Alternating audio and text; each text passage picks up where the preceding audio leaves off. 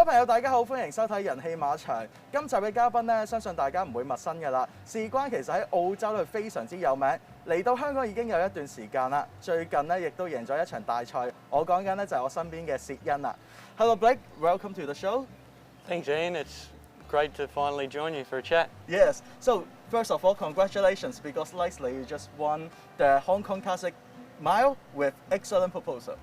Yes, that was a great thrill to take out one of the big races in Hong Kong. As everyone knows, it's one of the biggest, and yeah, I felt very proud to achieve that. It's coming to Hong Kong's been a dream of mine to ride here, and yeah, it was a great thrill. I would say that was quite a confident ride because, and also there's an incident that luckily you escaped that incident, and the horse just keep his momentum rolling and show that he's one of the best 4-year-old in town. Sure, yes. Look, Mr. Size gave me a lot of confidence about the horse. He instilled so much confidence in me and told me that there's absolutely nothing wrong with the horse. I trialled the horse on the dirt and leading into the race. So I approached the race forgetting about his last run, going in thinking that he's one of the main Derby chances, the best credentialed horse in that race. And we had a plan to ride him patiently and bring him with one run. And everything just worked out nicely. The pace was fast. As you say, we had to avoid a little bit of trouble. But the horse just did everything I asked and, won nicely. It was a great effort. Can I say it was a big relief for you when you're crossing the finishing line? Because I'm sure that you have a lot of expectations when you come to Hong Kong, but it take it a little bit slow and until the day that you finally won a big race. Sure, yes, it's been a grind since I've been here. Like my first season I ran 40 odd seconds and 15 or so winners. And maybe if I was on the other side of the ledger, well, things would have been a lot different, but that's part of the journey. And we ran second in the Derby and Nelly won that race, and that could have been a game changer as well. So after winning the Hong Kong Classic Mile, I'm sure that Mr. Size will get the horse in best form for the next 2 legs. So how do you feel about his chances in the Hong Kong Classic Cup and the Hong Kong Derby? Look, traditionally, heading into the Derby, the form holds up, and the ratings tell a big story. And he's got the right rating. Appears at the moment he's got the right form. Has proven over the distance as well. Yes, he's won over 1800 before, and looking likely that he'll run 2000 metres. He's got a wonderful trainer that I know has had this plan for a long time. So all being well, that I feel he's certainly up to being in this race right up to his ears. And there's a couple of other horses in it. I've got a lot of respect for Tabillion Diamond and Mr. Side's other horse, Lucky Express, looks a chance, but he's got to run the distance. There's a bit of an unknown there, and who knows, something else might come up. You look at me last year, it's anything can happen, anything's possible. But I think my horse looks very well credentialed at the moment. One of the first persons after the race that came up to me, and it was quite a touching moment for me. It was Joe Moreira, and because he previously rode Excellent Proposal, and he had to make a decision to ride Sky Darcy or Excellent Proposal. He made the decision that he thought was best in that particular race, and he got it wrong, as what happens in horse racing and in sport. But after the race, he came up to me and gave me a big hug and just congratulated me and told me how much I deserved it, and it was meant to be for me. And I knew the position that Joe was in, that he had to make a decision. I said to him, look, I can completely understand if you get this horse back, And he said, look, it's my horse now. After winning it, he won't be trying to get the horse back. And if Mr. Size put him on the horse, I would have understood, because Joe had done a lot of work on him and he'd won on him. but I'm very grateful that Mr. Size has kept me on him and the owners, and hopefully I can repay them, you know, with a bit more success going forward. So we talk about, before you coming to Hong Kong, actually is such a popular figure in Australia. At only 20 years old, you won the Melbourne Cup with the late Park Cummings field. Before that, even when you were 17 or 18, you became the first apprentice to win a medal in Melbourne. So honestly, you have everything on your side when you were young. We've had a great career right up until now. Being a jockey was all I ever wanted to do right from when I was a little kid, ever since I could remember. I put everything into being a jockey, and I still do. It's my life, it's my passion. So when we look at your career in Australia, I think one of the most influential person in your life should be the late Guy Water, the trainer, right? Yes, he was certainly very influential. Yes, you know, he come in my life at a time where, you know, I went out freelance after riding for Gay Waterhouse for a couple of years, and that was wonderful. And Guy Walter, just amazing person, you know. He's very kind, wonderful to ride for.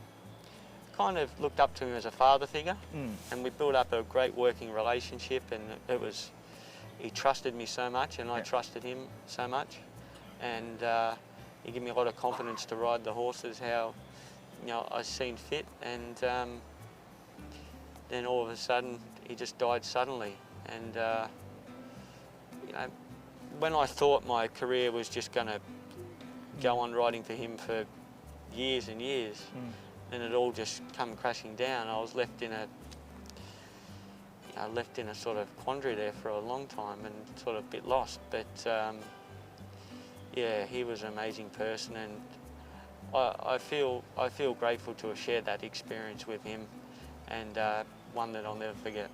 I do believe you are such a good icon in telling us how to be a strong person, because when we look at your career, there's ups and downs, and also just like you had, I would say that there's depression that makes you just like a little bit lost for kind of a period of time. Do you mind if you can share with us about your experience, how you go through all the downs and how to face depression, as to give more positive message to the people who are suffering this now? Depression, it's, you know, I don't think, the more I sort of realise about it, you know, I don't think it's not an illness. It's just it's kind of a state of mind, you know, that we get ourselves into.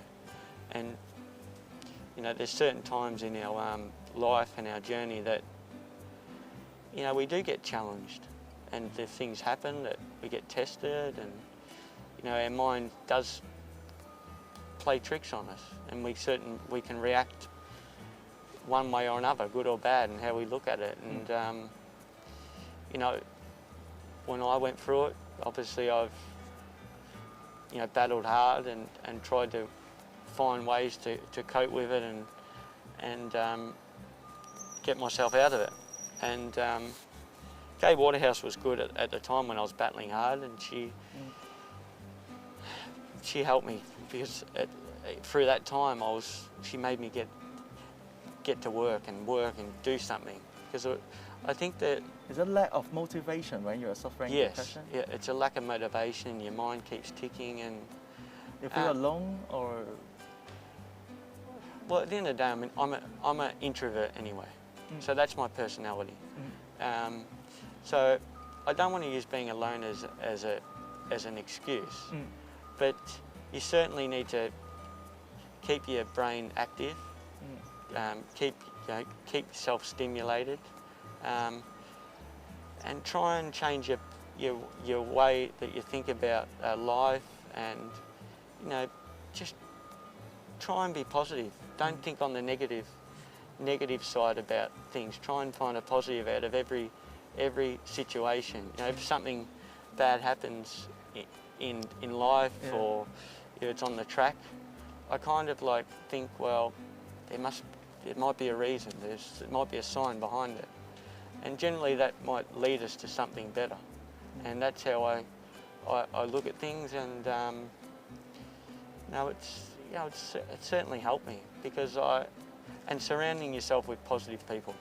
I think you get a good core group of people around you, and that certainly helps. And I'm very lucky to have a great group of people around me who, are there for me. And most of my friends obviously are in Australia, but they ring up and FaceTime me, and you build that foundation around you, and that's what's necessary. And I think people who do it tough, well, you've just got to try and work your own way through it, but that's a little bit of the way I've dealt with it. And I believe like self-affirmations are very important.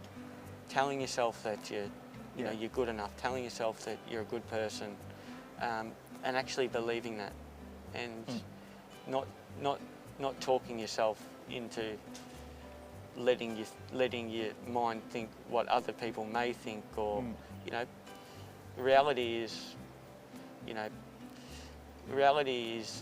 what you think people may think, but it's actually what you think inside yourself, and I think that's what's important. How do you see yourself in 3 years?